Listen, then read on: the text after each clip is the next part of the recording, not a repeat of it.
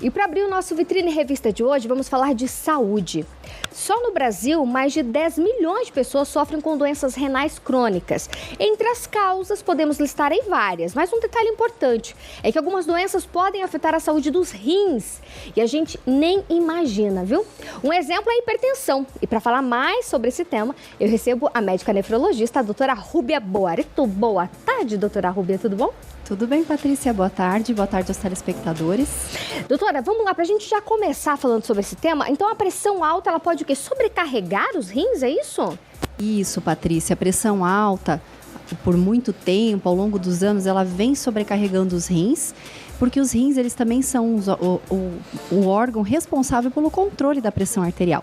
E a pressão elevada, alta, por muitos anos, ela leva ao hiperfuncionamento, ou seja, a hiperfiltração, lesando os rins que possuem vasos sanguíneos muito finos e delicados. E ao longo dos anos vão sofrendo com o dano da pressão alta. E o contrário também pode acontecer? Pessoas que têm problema de rim podem desenvolver hipertensão? Exatamente, pelo fato que eu comentei anteriormente.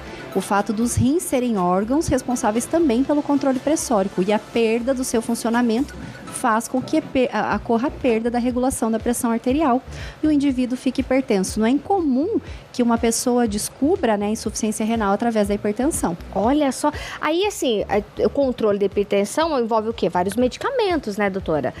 A pessoa tem que tomar remédio controlado, às vezes todos os dias, às vezes dia sim, dia não. Isso também não vai sobrecarregar ali o rim? E algumas pessoas que têm doença renal também não podem tomar certos tipos de medicamentos, né? Isso, Patrícia, boa pergunta. Então, vamos esclarecer para quem está em casa. Uma vez feito o diagnóstico de hipertensão, que é definido como 2 ou mais medidas de pressão acima de 140/90, que é o 14/9, que quem está em casa é mais familiarizado com isso, em 2 ocasiões distintas. Feito esse diagnóstico, o indivíduo vai precisar de uma mudança de estilo de vida e do tratamento medicamentoso. Então, o tratamento medicamentoso é diário, Patrícia. Não é quando eu sinto a minha pressão elevada, não é quando eu sinto dor de cabeça, não é quando eu sinto mal-estar. É diário, uma vez feito o diagnóstico.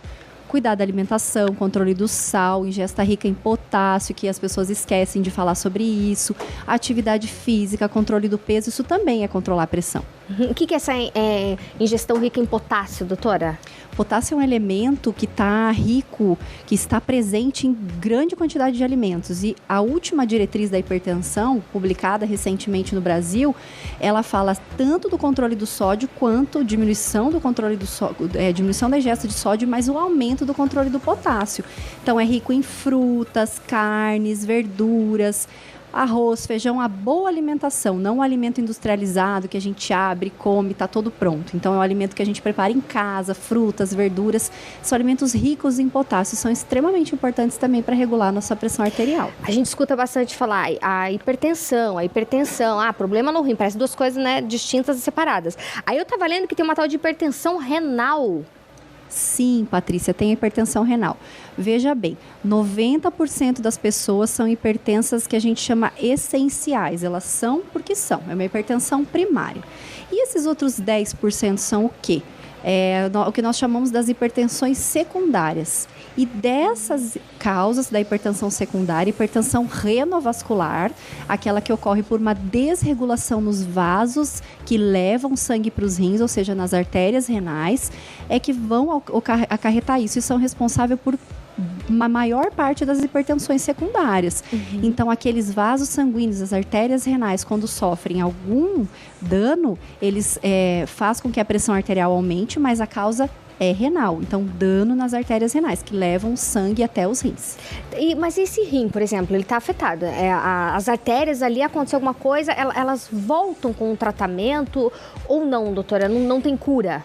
Tem sim, Patrícia. Veja, nos jovens, a doença que leva à hipertensão renovascular é a fibrodisplasia muscular. Há um crescimento das células musculares ali nessas artérias renais e há a chance de ser revertido isso através de um stent, da colocação de um stent, igual a gente coloca no coração. Então, nós podemos tratar os rins dessa maneira.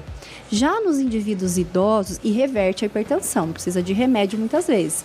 Já nos idosos, a grande questão é a aterosclerose, a doença aterosclerótica, ou seja, a gordura vai se depositando nos vasos sanguíneos, ela se deposita no coração, do mesmo modo que ela pode se depositar nos rins. E aí sim, o benefício de colocar ou não um stent, ele já deve ser pesado, avaliado em conjunto, por conta do enrijecimento, deposição de placas de gordura. Então, tudo isso tem que se pesar. Mas é, muitas vezes, a redução do fluxo sanguíneo através dessas artérias para o rim que vão desregular também a pressão arterial.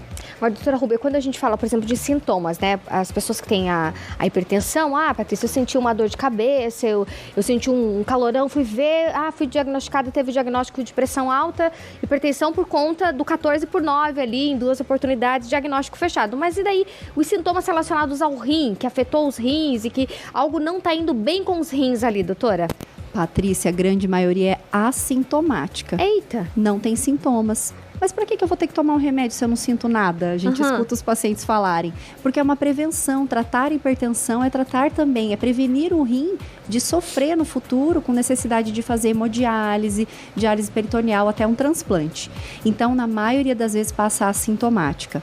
Quando ela é relacionada a causas secundárias, muitas vezes a gente tem, dentre aqueles 10% que eu falei, a gente tem algumas doenças que sintetizam hormônios que elevam nossa pressão arterial e podem dar um pouquinho de cefaleia, mal-estar, que são também causas de hipertensão secundária. Mas, no geral, fica aqui a dica, assintomática. Bom, os rins foram afetados. E aí, o que eu sinto?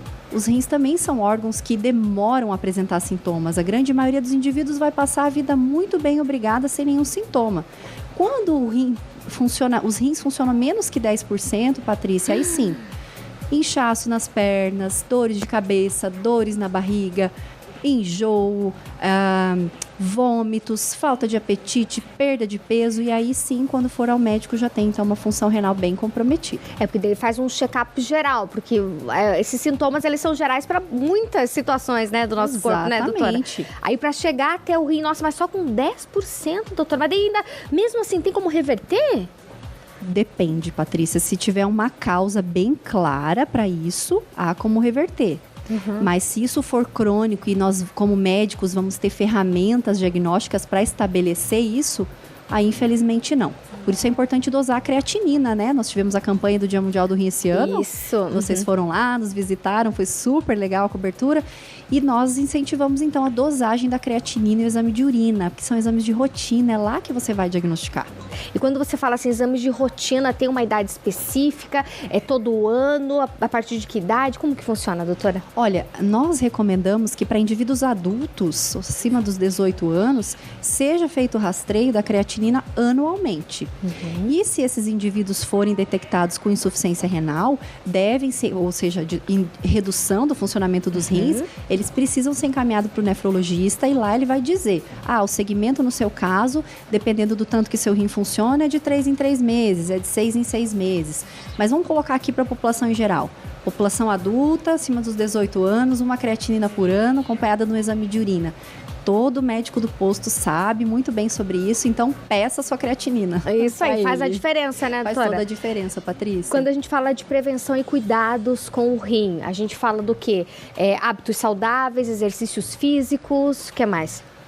Tudo isso, Patrícia. Você falou uma coisa muito legal no começo da entrevista, que foi o uso de medicamentos. Olha, a gente tem medicamentos de venda livre, que são os anti-inflamatórios. Aquele remédio excelente para dor.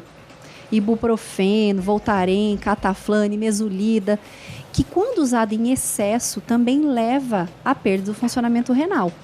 E a hipertensão, já que nós estamos falando da hipertensão, esse mês que passou foi dedicado mesmo à hipertensão, ela é, junto com o diabetes, a principal doença que leva à perda do funcionamento renal, Patrícia. Isso é muito importante. Então, controlar a pressão.